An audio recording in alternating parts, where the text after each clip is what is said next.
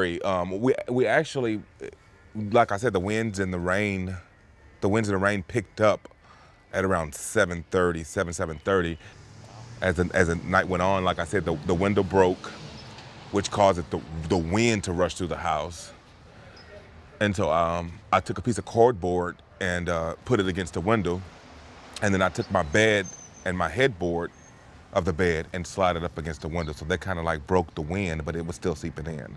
But it wasn't as bad as it was when we didn't have nothing over it. And I took a bed slack and I put it up under the knob of the door. Sometimes if you take a chair and put it on the knob of the door to stop it, Well, the slack didn't work. I stood there for like 15 minutes holding it. My arms got tired, so I flipped around with my back towards it. And the whole time I was praying, like, God, if you let me live through this, I wouldn't stay the next time. Hurricane Ike, September 13th, 2008, everybody was on a level playing field because we all were devastated by Hurricane Ike. 75% of the island was flooded and everybody lost a lot. And everybody was in the same boat because it didn't make any difference how much money you had. You couldn't buy groceries, you couldn't buy gas, you couldn't flush your toilet. There are still African Americans who haven't had their homes repaired. They're progressing and we're still at a standstill. We're still waiting on the federal government. The business areas of New Orleans are back up and functioning. The people in different wards still don't see anything happening in their neighborhoods. So poor people normally get the brunt of whatever's going on.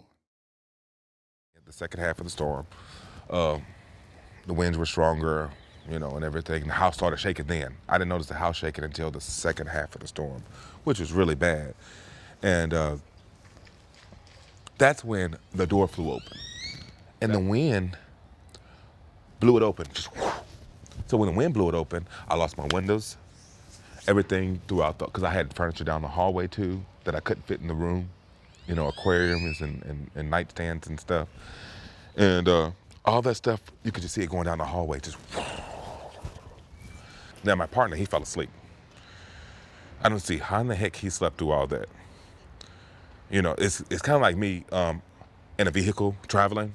I can't go to sleep. Same thing with Ike. So I'm standing there holding the door for like 15 minutes. It seemed like eternity. And I sat on the side of the bed and I was like, just like, what do we do? You know what I'm saying? How long is this gonna last? And I'm from praying, I guess God kind of calmed me down because I found myself laying against the window. That window had broken, like I said, it had broken. But it had broken during the first half of the storm. So then I already had cardboard up there with my headboard pushed against it. So what I did, because the wind was still blowing in that room, even when I was sitting on the bed, I could feel the wind blowing with the cardboard there. So what I did is when I laid completely in the bed, I sat with my back on the headboard to kind of break the wind too on the window, and I fell asleep.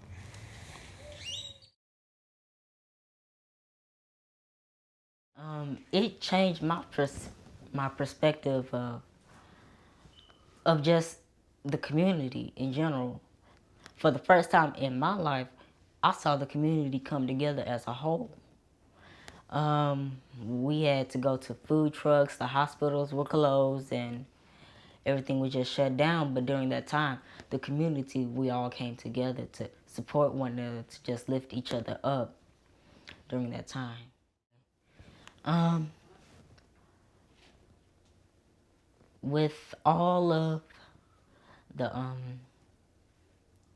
things that we have, such as electronics and as much energy as we use up every day, and you think about like the coal and the fuel and just everything in general, like you hear scientists talk about like global warming is going to happen and stuff like that, and you don't believe it at first until you actually see something of it.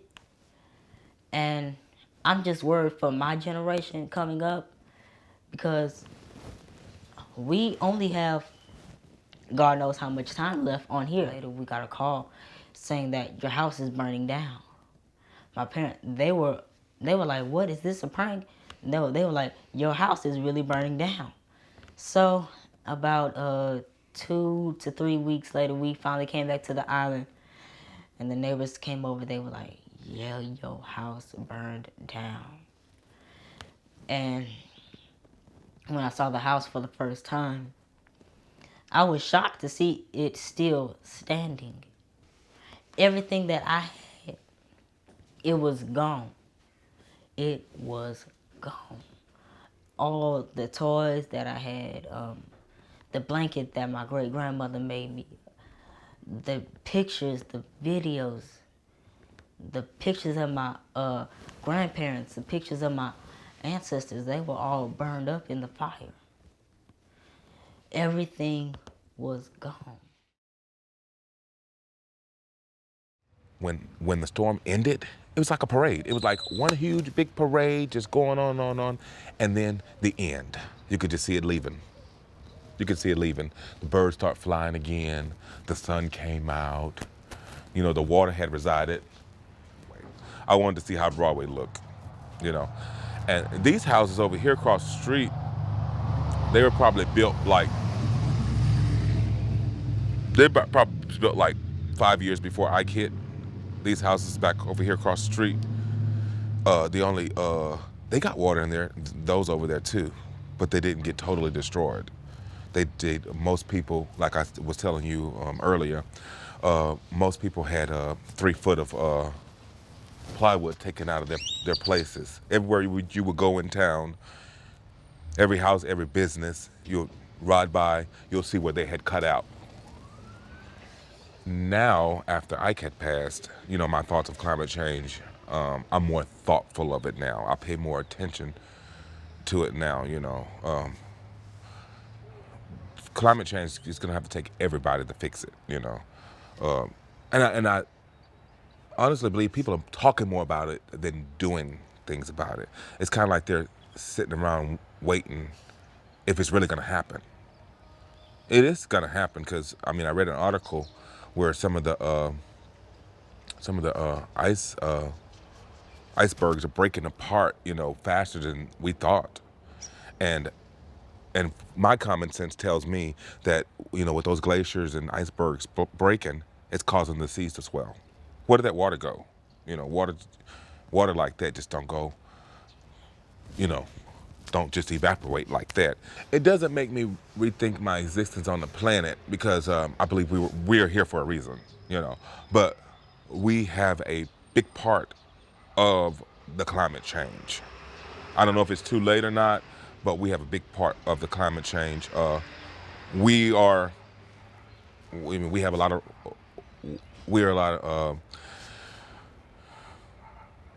we have a lot to do with the reason the climate is changing. Climate change wasn't really an issue. You may have heard about it, you know, but as time went on, you notice it. And even in my head now, I'm thinking, I'm hoping I'm dead and gone if anything happens worse than Ike.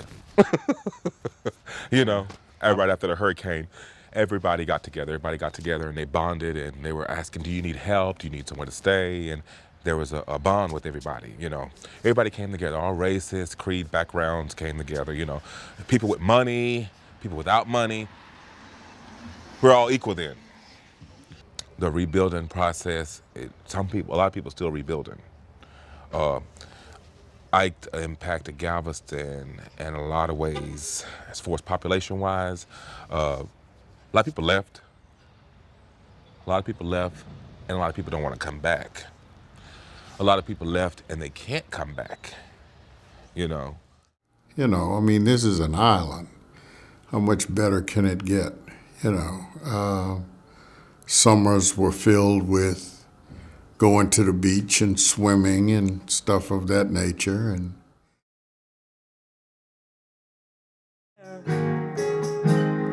Oh Lord, let me cry unto thee. let me cry unto thee. How great is our God. You ought to sing with me, how great is our God. All will see how great is our God.